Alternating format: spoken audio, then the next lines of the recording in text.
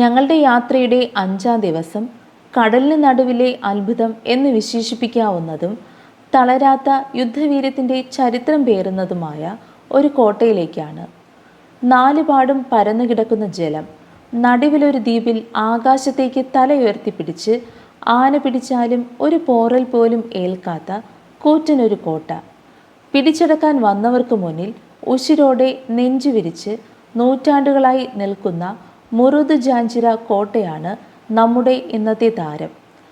മഹാരാഷ്ട്രയിലെ റായ്ഗഡ് ജില്ലയിൽ കിഴക്കൻ കടൽ തീരത്ത് നിന്ന് 1/2 കിലോമീറ്റർ മാറി മുറൂദിലാണ് നിരവധി ചരിത്ര മുഹൂർത്തങ്ങൾക്കും യുദ്ധങ്ങൾക്കും സാക്ഷ്യം വഹിച്ച ഈ കടൽക്കോട്ട സ്ഥിതി ചെയ്യുന്നത്. ജൽദുർ കോട്ട എന്നും പേരുള്ള ജഞ്ചിറ കോട്ട സന്ദർശിക്കാനായി രാജ്യത്തിൻ്റെ വിവിധ ഭാഗങ്ങളിൽ നിന്ന് ആയിരക്കണക്കിന് ടൂറിസ്റ്റുകൾ എത്തിക്കൊണ്ടിരിക്കുന്നത്.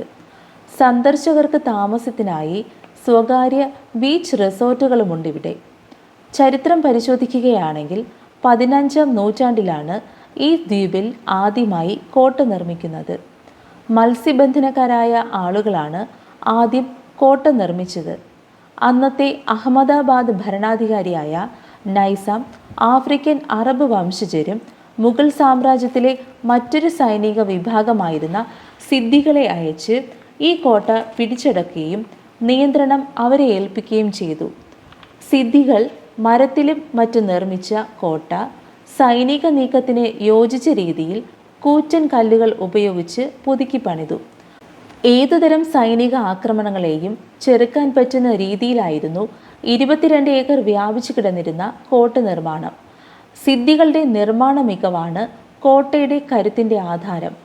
പോർച്ചുഗീസുകാരും മറാത്തികളുമടക്കം കോട്ട പിടിച്ചെടുക്കാൻ നടത്തിയ ആക്രമണങ്ങളെ സിദ്ദികൾ അതിജീവിച്ചു.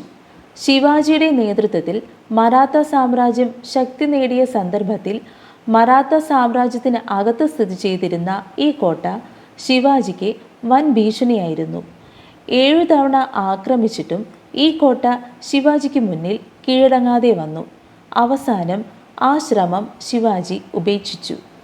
ശിവാജിക്ക് ശേഷം മകൻ സാംഭാജിയും കോട്ട കീഴടക്കാനുള്ള ശ്രമത്തിൽ പരാജയപ്പെട്ടു.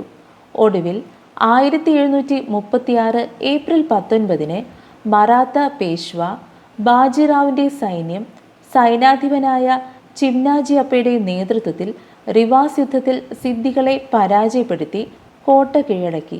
പിന്നീട് 1818 ഇംഗ്ലീഷുകാർ ബാജിറാവു രണ്ടാമനെ യുദ്ധത്തിൽ പരാജയപ്പെടുത്തുന്നതുവരെയും കോട്ട മറാത്തികളുടെ ആധിപത്യത്തിലായിരുന്നു. തോക്കുകളും പീരങ്കികളും സൂക്ഷിക്കാൻ ഉപയോഗിച്ചിരുന്ന നിരവധി ഗോപുരങ്ങളും ട്യൂററ്റുകളും കോട്ടയിലുണ്ട്.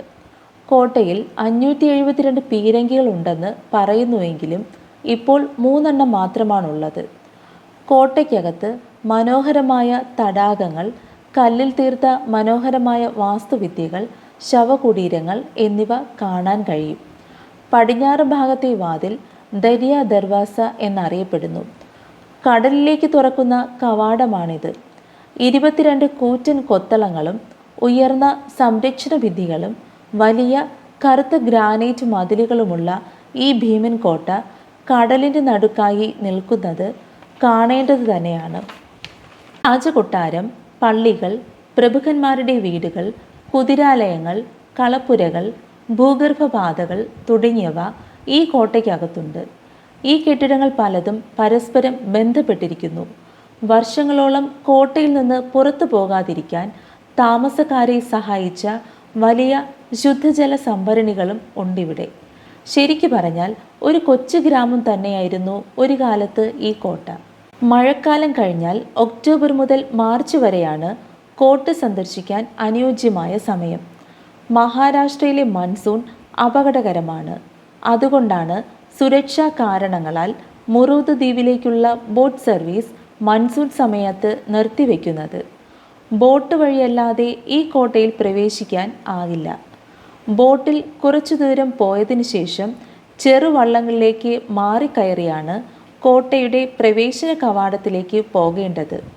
തികച്ചും വ്യത്യസ്തമായ ഒരനുഭവമാണ് ഈ യാത്രയിൽ ജഞ്ചിറ ഫോർട്ടിൽ നിന്ന് ഞങ്ങൾക്ക് ലഭിച്ചത്. ഇവിടുത്തെ സന്ദർശന സമയം രാവിലെ 9 മണി മുതൽ വൈകുന്നേരം 5 മണി വരെയാണ്.